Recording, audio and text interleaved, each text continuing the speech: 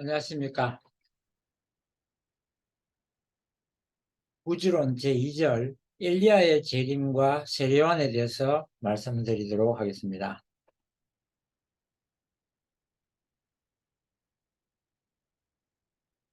엘리야가 다시 온다는 것을 말라기 4장 5절에 기록되어 있습니다. 불수레를 타고 승천하는 모습을 보았기 때문에 같은 그 모습으로 오리라고 기대하였을 것은 당연한 것입니다. 여호와 하나님께서 직접 오시기 전에 엘리야를 먼저 보내마고 약속하셨기 때문에 크고 두려운 날이 오기 전에 먼저 그 엘리야를 기다리고 있었습니다. 열왕기 2장 11절에 보면 두 사람이 행하여 말하더니 호련히 불수레와 불말들이 두 사람을 격하고 엘리야가 회리바람을 타고 승천하더라 라고 기록되어 있습니다. 말라기 4장 5절에도 보면 보라 여호와의 크고 두려운 날이 이르기 전에 내가 선지 엘리야를 너희에게 보내리니 라고 하였고, 또 4장 6절도 그가 아비의 마음을 자녀에게로 돌이키게 하고 자녀들의 마음을 그들의 아비에게로 돌이키게 하리라. 돌이키지 아니하면 두렵건대 내가 와서 저주로 그 땅을 칠까 하노라 하시니라 라고 기록되어 있습니다. 이렇게 메시아이신 예수님이 오시기 전에 오리라고 한 엘리야를 유대인들은 기다리고 있었습니다. 그런데 예수님은 말씀하시기를 세례요한이 곧 그라고 말씀하신 것입니다. 그러나 유대인들이 볼 때 세례요한은 그렇게 보이지 않았던 것입니다. 세례요한이 예수님을 증거할 수 있을 만큼 그가 위대하고 또 존경받는 인물이었던 것은 사실입니다. 그러나 정작 세례요한 자신이 예수님에 대해서 증거하는 것이 부족했던 것입니다. 그래서 유대인들은 혼돈에 빠질 수밖에 없었던 것입니다. 처음에는 세례요한이 예수님을 잘 증거를 했지만 그 이후에 각자 도생으로 자기 길을 가버렸기 때문에 예수님은 더 이상 세례요한의 증언을 이용할 수가 없게 된 것입니다. 엘리야가 다시 온다는 것은 유대인들의 모두의 믿음이었지만 실상 유대인들이 그 엘리야를 세례요한으로 생각하는 데까지는 가지 못했던 것입니다.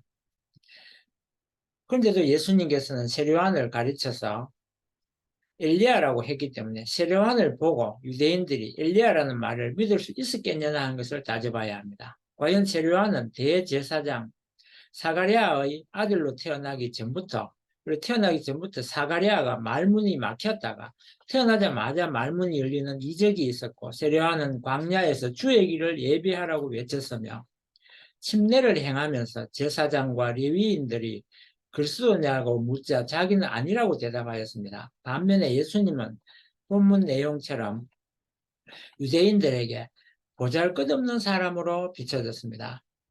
마태복음 3장 3절에 저는 선지자 이사야로 말씀하신 자라 일렀으되 광야에 외치는 자의 소리가 있어 가로되 너희는 주의 길을 예비하라 그의 첩경을 평탄케 하라 하였느니라 라고 기록되어 있습니다.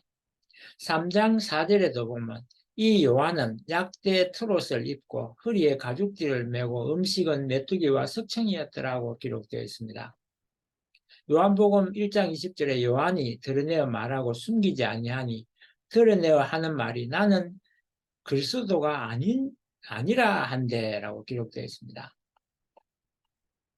또 묻되 그러면 무엇이 네가 엘리야냐 가로되 나는 아니라 또 묻되 네가 그 선지자냐 대답하되 아니라 또 말하되 누구냐 우리를 보낸 이들에게 대답하게 하라 너는 너에게 대하여 무엇이라 하느냐 가로되 나는 선지자 이사야의 말과 같이 주의 길을 곱게 하라고 광야에서 외치는 자의 소리로다 소리로라 하였습니다. 그 반면에 이렇게 존경받는 세례요한과 반면에 예수님은 비천한 목수의 아들로 비춰졌습니다. 더구나 외적으로 수도 생활을 했다는 흔적도 없고 심지어는 안식일을 범한다든지 율법을 폐하는 사람으로 보여졌습니다. 하늘 부모님을 모독하는 자로 보였었고 또 도덕 파괴자로 바알세불이 접한 자로 비춰졌던 것입니다. 이것이 유대인들이 본 예수님의 실상이었습니다. 이렇게 유대인들에게 대단한 사람으로 비춰진 세례요한의 사명은 유대인들로 하여금 예수님을 믿게 하는 것이 그의 책임이었습니다. 그러나 그 책임을 하지 못하면 그는 떳떳하게 천국에 들어갈 수 없게 되고 마는 것입니다. 세례요한에게 지금 세례요한을 만약에 소환해서 왜 그러느냐고 물어볼 수 있을 것입니다. 세례요한은 처음에는 예수님을 증거하였지만 중간에 각자 도생으로 자기의 길을 가고 말았던 것을 그는 알고 있을까요? 자기가 저지른 죄에 대해서 본인이 깨달았을까요? 그것은 실로 의문사항입니다. 왜냐하면 지금의 기독교의 성도들도 세례요한을 그런 잘못을 누구도 지적하고 있지 않기 때문입니다.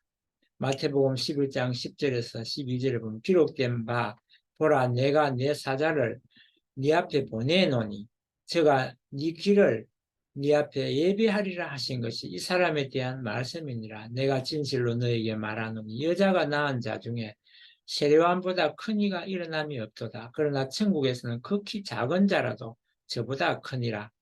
세례요한의 때부터 지금까지 천국은 침노를 당하나니 침노하는 자는 빼앗느니라 라고 말씀하셨는데 이 내용에 들어있는 미묘한 예수님의 감정을 우리는 살필 줄 알아야 할 것입니다. 유대인들에게 비춰진 세례요한은 대단한 사람이었습니다. 그러나 그의 사명이 유대인들로 하여금 예수님을 믿게 하는 것이었는데 그것이 그의 책임이었는데 불구하고 그 책임을 다하지 못하고 그는 떳떳하게 천국에 갈 수도 없게 된 상황이 되었다는 것입니다. 세례요한이 그 사명을 다하지 못함으로 말미암아 결국 예수님을 십자가의 길로 내몰고 말았다는 사실을 우리는 명심해야 할 것입니다. 세례요한이 요단강에서 예수님께 침례를 할 때 성령이 내리는 것을 보고 그가 누군지 알았을 텐데 유대인들에게 예수가 어떤 분인지 소개하는 데 미숙했고 나중에는 의심하는 바람에 유대인들이 헷갈리고 말았습니다. 세례요한의 부친 사가랴가 태어난 세례요한을 보고 말한 것처럼 종신토록 주의 앞에 가서 그 길을 예비하여 주의 백성에게 그 죄 사함으로 말미암은 구원을 알게 하리라고 했으나 세례요한은 도중에 예수님을 의심하고 말았습니다. 그 바람에 유대인들이 예수님과 하나 되지 못한 것입니다. 실제로 누가복음 1장 75절을 보면 종신토록 주의 앞에서 성결과 의로 두려움 없이 섬기게 하리라 하셨도다. 이 아이여 네가 지극히 높으신 이의 선지자라 일컬음을 받고 주 앞에 앞서가서 그 길을 예비하여 주의 백성에게 그 죄 사함으로 말미암는 구원을 알게 하리니 이는 우리 하나님의 긍휼을 인함이라. 이로써 돋는 해가 위로부터 우리에게 임하여 어두움과 죽음의 그늘에 앉은 자에게 비치고 우리 발을 평강의 길로 인도하시리로다 하니라. 아이가 자라며 심령이 강하여지며 이스라엘에게 나타낸 날까지 빈들에 있으니라 라고 기록되어 있습니다. 제 말이 틀렸는지 한 번 더 누가복음 1장 75절 이하를 읽어보시기 바랍니다. 예수님께서는 분명히 세례요한의 불신으로 인하여 십자가의 길을 갔던 것입니다. 마태복음 3장 11절에 세례요한은 나는 물로 세례를 주거니와 장차 오시는 분은 성령으로 주신다는 말씀을 남긴 것 같이 그는 처음에는 잘 증거하였지만 이후에 자기 길을 갔던 것입니다. 분명히 1장 75절은 종신토록 주의 앞에서 섬겨야 한다고 했는데 그가 종신토록 예수님을 따라다니면서 섬겼으니까 그러지 못했던 것입니다. 모심의 사명은 실패로 돌아간 것입니다. 그래서 이스라엘 사람들은 처음에는 요한을 메시아로 혼동하기도 했고 이후에는 제자들 간에 싸움이 일어나서 누가 더 나은지를 다투게 했고 심지어는 헤롯의 말에 의하면 그는 흥하여야 하지만 나는 쇠하여야 한다고 같이 동거동락했더라면 같이 흥하여야 함에도 불구하고 이렇게 서로 갈 길이 달라졌다는 사실을 알아야 합니다. 심지어는 오실이 그이가 당신이 오이까 하고 세례요한은 예수님을 의심하기까지 하였습니다. 그래서 예수님의 대답은 여자가 낳은 자 중에 그보다 높은 이가 없지만 천국에 들어가면 가장 낮은 자도 그보다 높다고 하신 것입니다. 세례요한의 마지막 죽음을 보면 실로 비참한 죽음을 갔던 것입니다. 헤롯 간통에 연루되어 헛된 죽음을 죽었던 이유는 그가 사명을 다하지 못했던 이유였습니다. 세례요한의 불신의 이유는 하나님의 섭리를 잘 몰랐기 때문에 그렇고 또 인간적으로 판단했습니다. 그리고 그릇된 메시아관을 가지고 있었고 체면을 앞세웠기 때문에 세례요한은 결국 예수님을 불신하기에 이르렀던 것입니다. 그렇다면 세례요한이 어떻게 엘리야가 될 수 있었는지를 살펴보겠습니다. 누가복음 1장 17절의 내용처럼 엘리야의 사명을 계승한다는 사실을 당시의 유대인들은 모르고 있었습니다. 그렇다면 세례요한이 오늘날까지도 세례요한은 위대한 선지자로만 알고 있습니다. 이러한 고루한 신앙의 자세를 먼저 고쳐야 할 것입니다. 그는 위대한 선지자였지만 사실은 그의 전체 내용을 보면 도중에 자기의 길을 가고 말았던 사실이 있었고 또 그 사실로 인해서 메시아 구세주 예수님은 결국 십자가의 길로 내몰리고 말았던 것입니다. 그 원인이 바로 세례요한의 중간에 불신에 의했다는 사실을 우리는 분명히 알아야 할 것입니다.